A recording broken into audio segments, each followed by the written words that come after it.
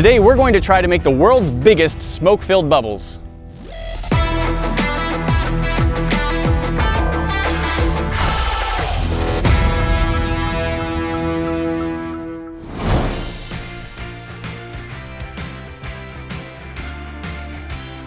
Bubbles are a lot of fun, and I personally always enjoy like the really bigger bubbles. This is a decent sized bubble wand and decent bubble fluid for making pretty good bubbles. But I wanted to do bigger bubbles than this. These are decent, I want big.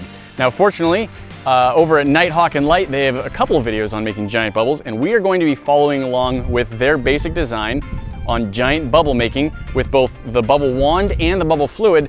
And then once we can get that working, what we want to do is take it to the next level and see if we can add smoke to the bubbles. So we have a fog machine, we have some actual like fireworks smoke bomb stuff, and we're going to see what it takes to get these giant bubbles. We're also going to go over the general construction of the bubble wand as NightHawkInLight designed it, and the mixing of the bubble fluid. Here's the basic idea. We're gonna follow along with NightHawkInLight's tutorial on how to make enormous bubbles. And then to add an extra flair, we're going to see if we can fill them with smoke. White, colored, whatever we can pull off. I've got one box of it mixed up right here. We'll go ahead and make more in a little bit and show how we're doing that. Just out of curiosity, I'm gonna hold the bubble wand in front of our smoke machine, and I assume it's just gonna pop it immediately, but we'll give it a try. Oh, it worked! We got like 1 or 2. That's actually more than I thought we were gonna get. Let's try that again, but slightly higher up so it doesn't hit grass instantly. I honestly thought it was just gonna pop it instantly, but it didn't. We got a pretty good delivery there. Oh, just one. Oh, hello. Comes back to say hi. Now we're using our bubble fluid that follows NightHawkInLight's recipe. Let's see if we have any different results. Our wind has picked up just a little bit, and I think that's interfering a smidge. It's coming back down-ish. Oh, no, it's not. You can't jump that high. That looked cool popping in the air, though. Now we're gonna try the giant bubbles, and I will admit right at first, we do not have ideal conditions for this today. The biggest problem with making giant bubbles is that when the bubble is really big, evaporation takes a huge toll. Water gets pulled out of the bubble, and because it's so thin, it evaporates quickly and easily, and when that happens, it can just pop. So ideal situations for giant bubbles is actually a gentle breeze on a fairly cool day without too much sun, because that'll prevent it from, evaporating too quickly. We have a pretty hot day. It's about 80 Fahrenheit probably right now. We do have a gentle breeze, and we're in the shadow of a tree, so hopefully that will keep the bubbles from popping too much. But the backup plan is if we can't get any of the really big bubbles to stay, we'll just go smaller and smaller until we get them to finally work. So that's our bubble opening right there. And at the moment, like all of our breeze has disappeared. So I can lift this up and open it, and our bubble doesn't really want to go anywhere. We kind of have to wait for a bit of breeze to come back. And if our breeze is disagreeable, got some fans to give some artificial breeze. Look at that, that was a good bubble. Just a little bit more breeze I think is important, because if it's not carrying far enough, there it is. That's a good bubble. It definitely takes some practice to get the bubbles to like release from the ropes. Oh, not enough wind. Still a pretty big bubble though. Let's try that. You just hold this right here. Okay. We'll see if that's enough breeze. I am a fan of this. Aha. Oh, it's helping, I think. Stand closer even. Oh, we got some natural breeze coming in too, I think. Nice. Oh, touched the ground. Very It was close. like stuck to the ground the whole way. That was a tunnel bubble. That was awesome. Yeah. Oh, yeah. A lot of practice. A light touch. A consistent, somewhat powerful breeze all the time would definitely be helpful. Yes. Look at that. Yes. That's a big old smoke bubble.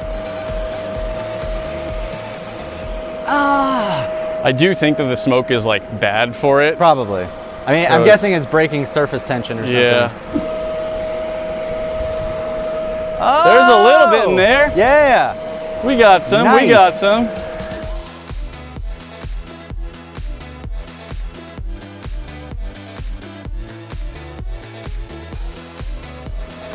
So something I think I'm noticing is when I spread the ropes open, the bubble blows, and then I try and close it so the bubble will separate. And I think what happens is if I close it and those ropes miss each other, like if they don't line up perfectly, if they miss, it seems to pop the bubble. So that's just tricky on my part and takes practice. So as I said, this design is from NightHawkInLight. He borrowed parts of it from other places and then he improved the design. So first up is we have some cotton rope. A couple things about this. One, this is actually not pure cotton rope. It has a polyester fill, which means it's a braided outside of cotton, or a woven outside with a polyester interior. And apparently the polyester interior is not good. You just want the cotton. I was at the store and I actually found some pure cotton rope and I thought, oh, perfect. But it wasn't woven like this. It was a twist rope, kind of a classic, like just swirling, and that seemed fine. But when I made the triangle on it with the weight at the bottom, the weight actually made it start twisting up. And so it wouldn't open nicely. So I do think it is important to get the woven kind. I haven't found any woven that doesn't have the core, but the core is not that hard to get out. Let me just show you what we do. So what we're gonna do is we just pull as much as we can. It's gonna bunch up, and we just go to the bottom of it and just kind of pull the bunching along. And we can keep doing that all the way down. And it doesn't take much time, doesn't take that much effort. You can get all of the polyester fill out of the cotton. Just one thing though, careful not to burn yourself as you're sliding your hand along. Cotton rope, pretty easy to burn your fingers on. So down here, I've taken a whole bunch of washers, just a whole bunch to give a good amount of weight, and that's just tied on a loop, and that loop is on the rope. Now you can tie the loop on after, of course, or you can make this little loop first, and then you put it on the rope, and that's just gonna hold the rope down. Without that, it would blow everywhere, your rope would be whipping around, and I don't think you'd ever get a good bubble. So you do want to take those washers or nuts or something, and you don't want to put them directly on the loop that's creating the bubbles, because then the metal will cause the bubbles to pop. It won't form very well. But you just want to tie them on their own loop and then tie that loop onto the main loop. It adds a weight and it's not in one fixed position. It'll just slide to wherever it needs to go at the bottom of the weight. All tied in a loop. Then what we're going to want to do is on two spots near the top, we're going to want to put two more loops. So we're going to take another piece of the rope, we're going to tie it on and then add a loop to it. And you can see I'm not trying to make it like super tall and skinny. I'm not going in the middle. I don't want this middle cord hanging all the way down to the bottom. I just want it hanging down somewhat. That way when I open it, we get a nice wide triangle. You can see how much space there is for air to pass through. Should give us some nice large bubbles. I'm going to tie one on right on top of this knot and the other one right about here. Okay, we've got three main ingredients that we are using for our bubble solution, and while you can get two of them easily, one of them is a little more specialized. So we're gonna start off with a 24-ounce bottle of Dawn dish soap. Now NightHawkInLight, I think he did lots of tests and he found that a platinum, one of the Dawn platinum versions is really good. He actually liked the hypoallergenic version. I think he felt there was less additives in it and so it was kind of more pure. I couldn't find any of that for sale, but this platinum stuff I think works pretty well as well. And our next ingredient is one that you're probably gonna have to buy online. This is a synthetic veterinary lubricant. This is for helping birth animals on a farm. When you mix this with water, it becomes very, very slippery and slimy. It also has tremendously high surface tension, which is what we want. It helps the bubbles stay together better. We want 1 tablespoon of this powder. And so we've got just the soap in there. We're gonna add our tablespoon of the powder, and then we're going to mix this into just the soap before we add any water. All right, once it's stirred in, we're now going to add 3 gallons of water, 1 gallon at a time. So we'll add a gallon, mix it all together, add another gallon, mix it, add another gallon, mix it. Colored smoke. We're gonna see if we can get some colored smoke bubbles. Come hold it pretty close. Yep.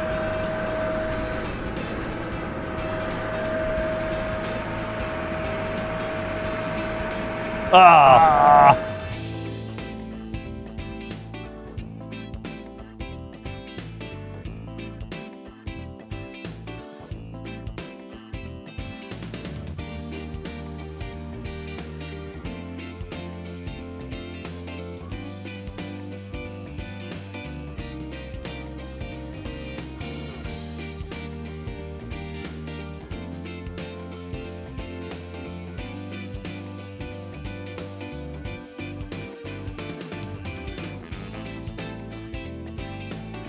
A huge thank you to NightHawkInLight for all of the work he did coming up with these designs and formulas. Very cool stuff. We had a lot of fun playing with it.